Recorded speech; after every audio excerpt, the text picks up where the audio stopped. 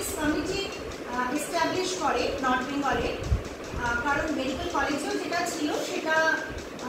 Invalid হয়ে গিয়েছিল বহুদিন আগে। তো ফার্স্ট রেজিস্টার্ড এথিক্স কমিটি আমাদের সুমিতা ক্যান্সার সোসাইটি এখানটায়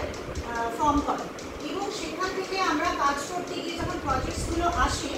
ড্রাগসের ট্রায়ালে, তখন আমরা দেখতে পাই কিছু ছেলেমেয়ের অভাব হচ্ছে, যেখানে যেই প্রজেক্টগুলো প্রিন্সিপাল ইনভেস্টিগেটর হিসেবে ডাক্তাররা থাকে, সেই ডাক্তারদের সাথে কমিউনিকেশন এবং ব্রিজটাকে তৈরি করার জন্য, পেশেন্ট আর ডাক্তারের মাঝে যে কমিউনিকেশন গ্যাপটা আছে সেটাকে তৈরি করার জন্য আমাদের ক্লিনিক্যাল রিসার্চ কোঅর্ডিনেটর এবং ক্লিনিক্যাল রিসার্চ অ্যাসোসিয়েট এই ধরনের কিছু ক্যান্ডিডেটসের প্রয়োজন হয়, যেটা আমাদেরকে বাইরে থেকে হায়ার করতে হচ্ছে। তখন আমাদের মনে হলো যে কেননা আমরা আমাদের ছেলেমেয়েদেরকে এখানে সেই প্রফেশনটা যোগ্য বানিয়ে এই কোর্সটা করিয়ে যদি যোগ্য করে দিতে পারি, তাহলে অনেক ছেলেমেয়েরা আমাদের